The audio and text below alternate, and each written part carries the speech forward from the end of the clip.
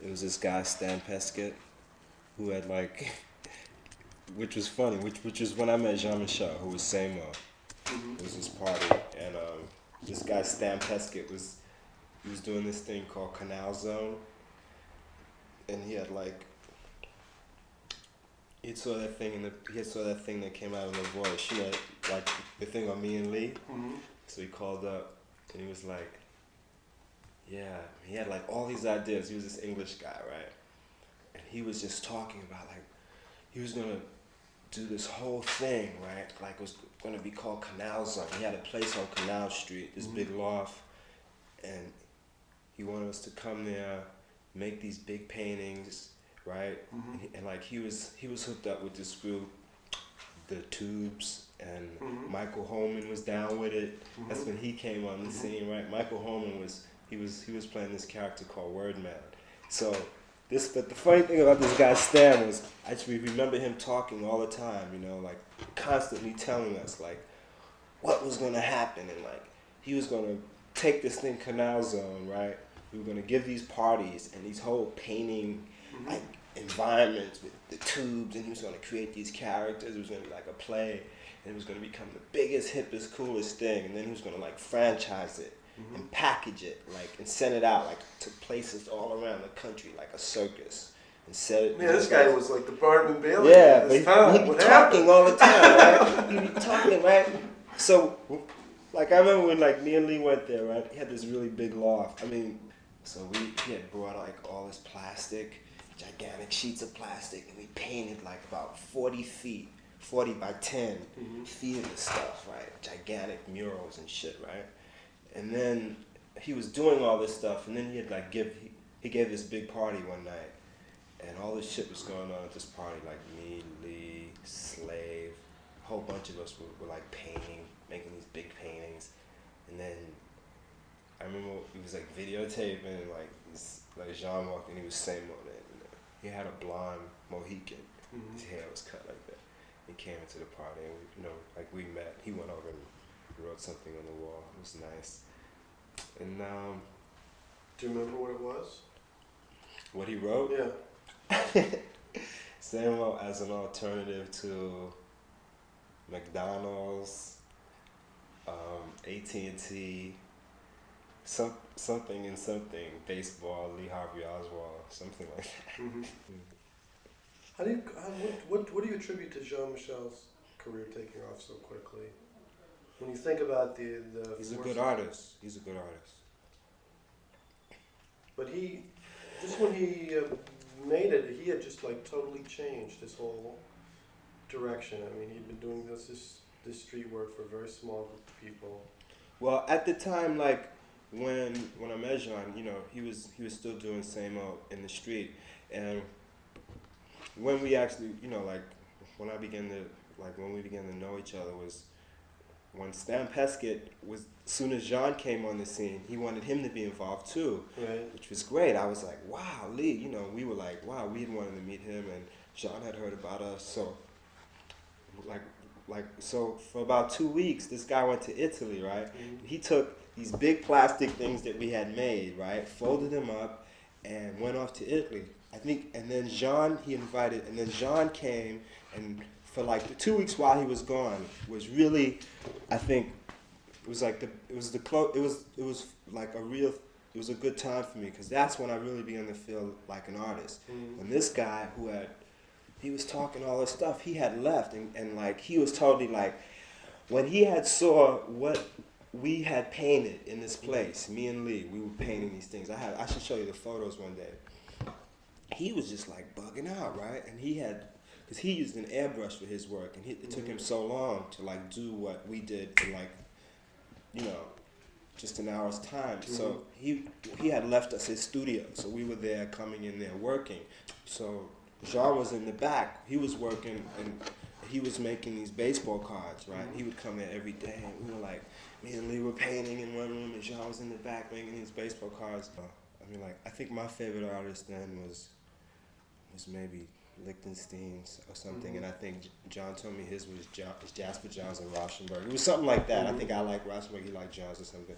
So that was great that there was like, okay, here's somebody else you know, who's done graffiti as well, and you know knows about some of these other people who are artists. You know, I mean that. So one day we took one of the pieces down and folded it up to make another one, and then we wanted to look at it one day. We opened it up.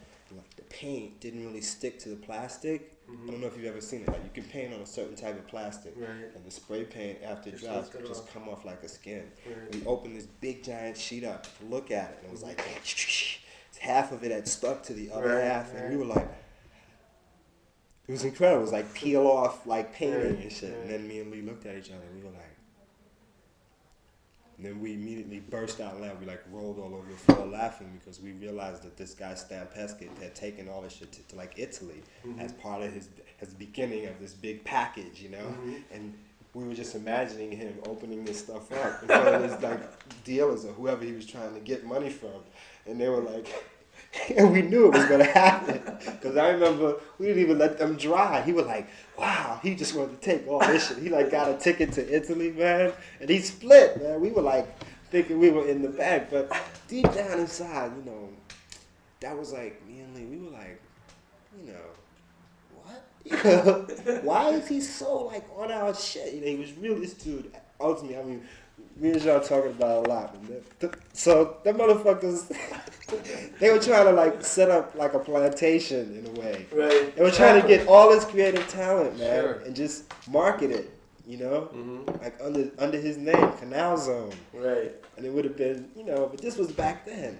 Michael Holman was his.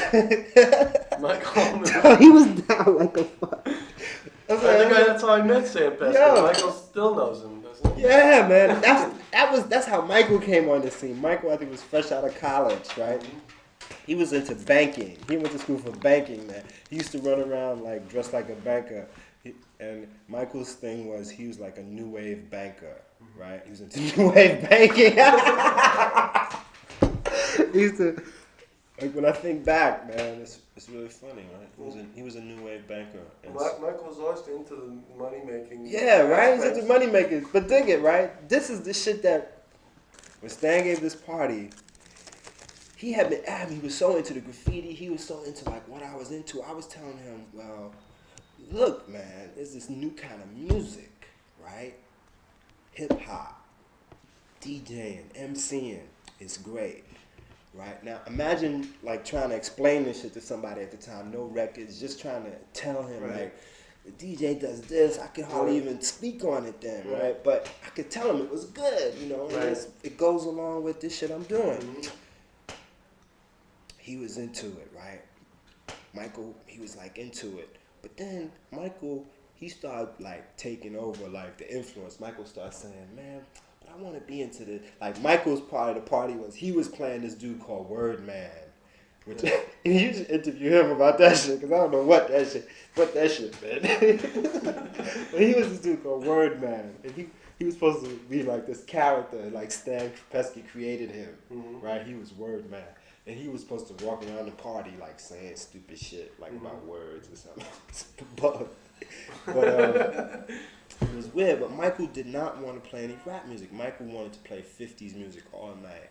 And my idea, I mean, do you know if that shit would have happened, that would have been like the first like hip hop, because there was like a big party, like you know the Tubes came, but he didn't want to do it. He didn't want to get down with it, man. It was so funny. I feel like, and now, you know what I'm saying? It was so like ironic and shit. Right. That was like 78. That was 78. That now was he's pretty Mr. Hip Hop. Now he's like, yeah. Now he's hip-hop. like Mr. Hip Hop. Last time I saw him, he told me he's trying to get hip hop breaking turned into an Olympic sport. Almost like it fell over. Yeah, no, he's working on that. Damn. He's working on a movie too. Yeah. So I think Michael's one guy who did really well out of the whole thing. Yeah, he did. Funny. Oh well.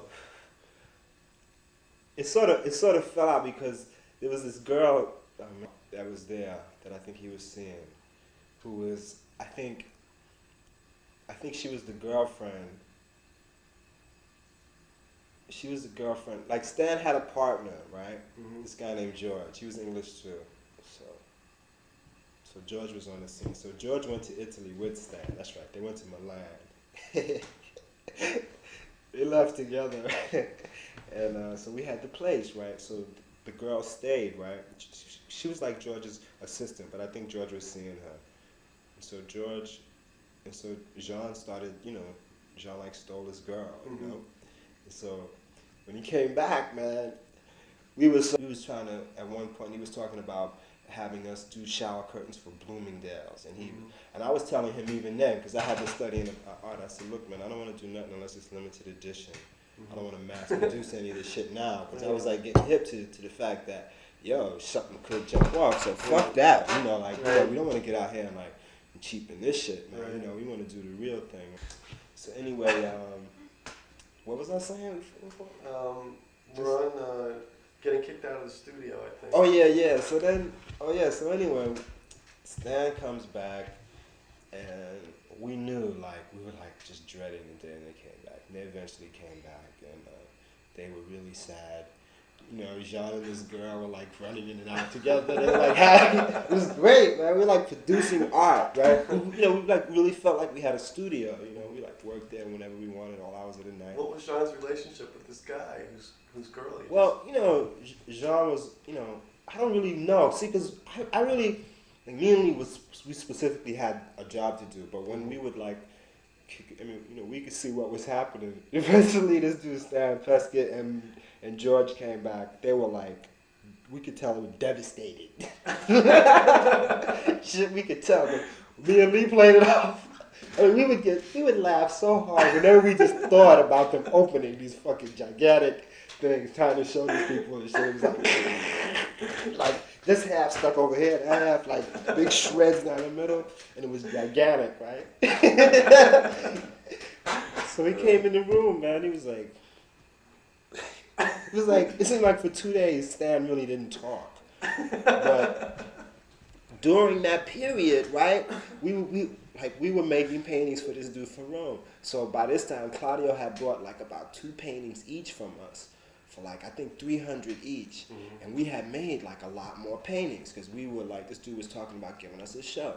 So we were like hooking up these paintings. So Claudio came back, Stan came back, right? Jean was making all this art. We had all these paintings going up. And he was like, so he got kind of like, it seemed like it wasn't the same anymore after that. That's the best way I could say it. It wasn't the same anymore. They eventually I think they like fired the girl because she was running around with Jean, Jean was like, fuck you, come on baby, let's go, you know what I'm saying?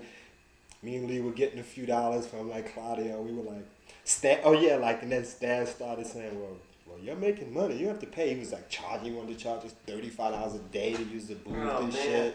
So me and Lee, we were like, but he was still trying to be like this nice dude, still talking about his grand ideas. But his face, when he would talk about it just didn't look the same, It was so funny. Me and Lee used to laugh at that motherfucker, man.